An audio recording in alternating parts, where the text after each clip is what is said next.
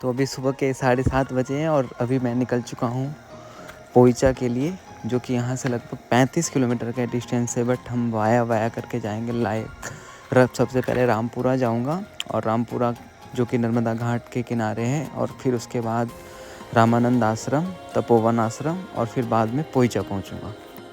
इसी बीच रामपुरा से 2 किलोमीटर पहले ये बाबा ने हम लोग को चाय और नाश्ते के लिए इनवाइट किया था, और फिर हमने वहाँ पे चाय और नाश्ता किया, और फिर उसके बाद हम लोग निकल पड़े रामपुरा के लिए, जो कि नर्मदा नदी का तट है। और ये मैं पहुँच चुका हूँ रामपुरा, और अभी मैं जा रहा हूँ पांडव गुफा, जो कि बताया जाता है कि पहले 5 गुफाएं हुआ करती थी, बट अभी फ़िलहाल एक ही गुफा बची है, और जहाँ पे भगवान शिव जी का मंदिर भी है।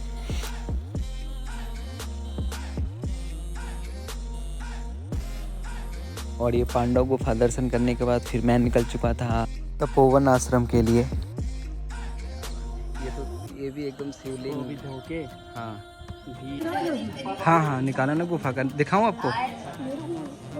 इसी भी चौवैया ने मुझे एक शिवलिंग जैसा पत्थर था वो मुझे दिया, कि ये मुझे मिला था जब मैं नर्मदा नदी के तट पे चल रहा था, तो आप एक रख लो, तो उन्होंने मुझे दिया। और उसके बाद मैं पहुंच चुका था मंगलेश्वर मंदिर, वहां पे दर्शन किया था, जो कि नर्मदा के तट पे ही था, और हम लोग किनारे किनारे ही जा रहे थे, जो कि रोड भी काफ़ी सही था। और उसके बाद मैं पहुंच चुका था तपोवन आश्रम, और ये भी नर्मदा के तट पे था, और यहाँ पे भी मैंने ब्रेकफास्ट पोहा खाया, और उसके बाद खाने के बाद फिर मैं निकल गया था नर्मदा तट पे।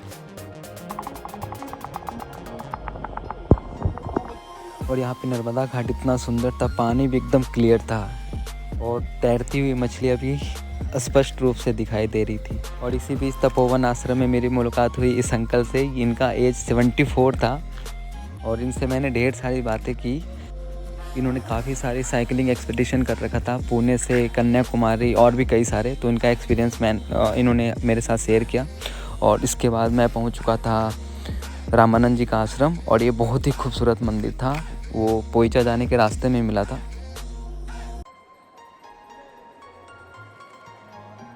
के बाद में अपना हनुमान जी का मंदिर है, ये ठीक करना है। अच्छा। अभी कम से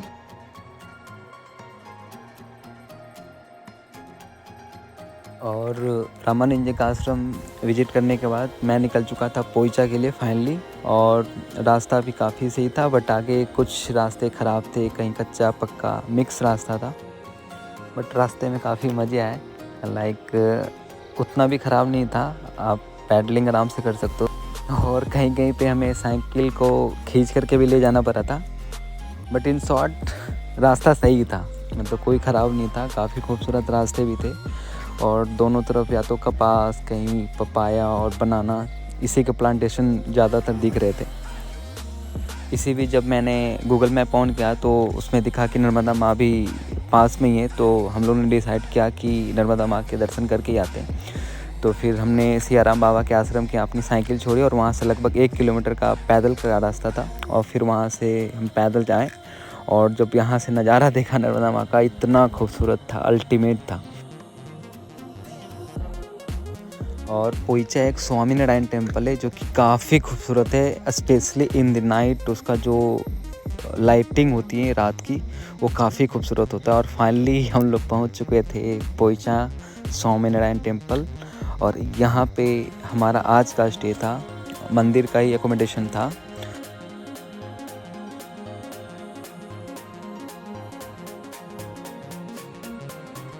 और रूम चेक इन करने के बाद फिर मैं निकल चुका था स्वामीनारायण टेम्पल के लिए, और भूख भी बहुत ज़ोर से लगी हुई थी। हम लोगों ने डिसाइड किया कि सबसे पहले खाना खाएंगे, फिर उसके बाद घूमा जाएगा। तो आज मैंने ऑर्डर किया था मसाला डोसा, काफ़ी दिनों से साउथ इंडियन खाना खाने का मन कर रहा था, फिर मैंने खाया वहाँ पे। और लंच करने के बाद फिर मैं वहाँ से जस्ट पोईचा स्वामीनारायण टेम्पल के सामने ही एक मैथोलॉजिकल गार्डन है, जो कि काफ़ी खूबसूरत है। अंदर रामायण और महाभारत को इस तरीके से प्रदर्शित किया गया है कि आप देख करके दंग हो जाओगे।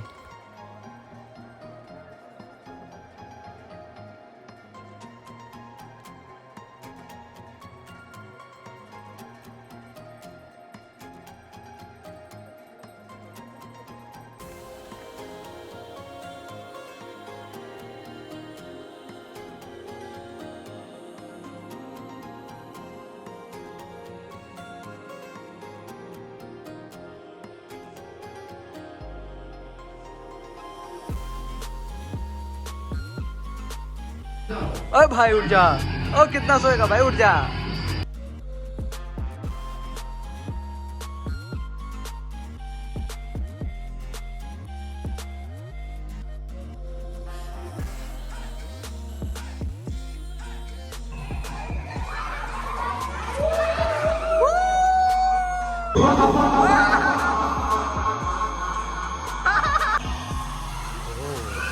आज के दिन काफ़ी स्कूल के बच्चे भी आए हुए थे, तो इनके साथ भी काफ़ी मज़ा आया और मैंने भी काफ़ी इनके साथ मस्ती करी का, स्पेशली भूत बंगला और जो डरावनी चीज़ें थी उसमें।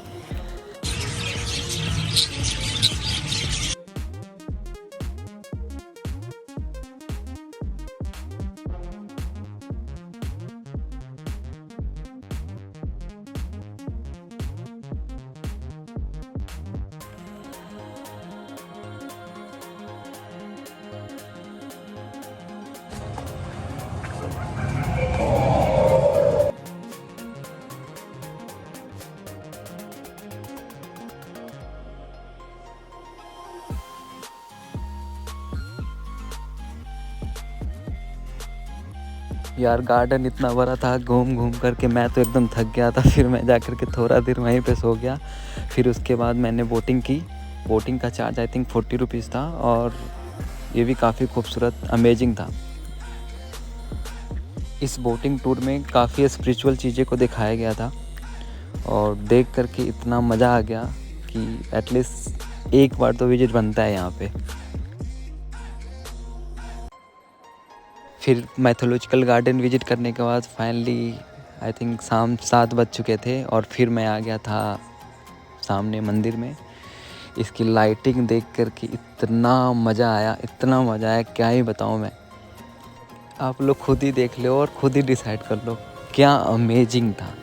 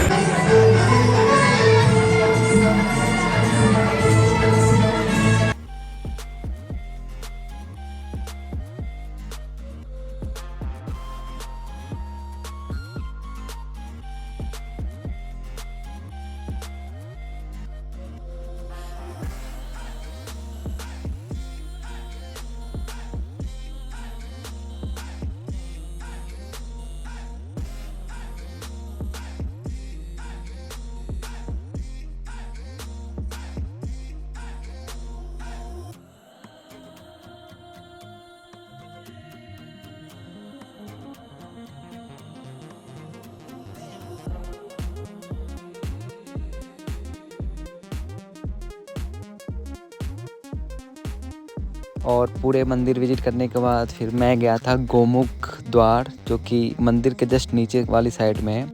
और नॉर्मली लोग यहाँ पे स्नान करने के लिए आते हैं, बट रात हो चुकी थी ऑलरेडी और ठंड भी थी, तो मैंने तो वह स्किप कर दिया। मैंने बोला मैं नहीं नहा रहा अभी।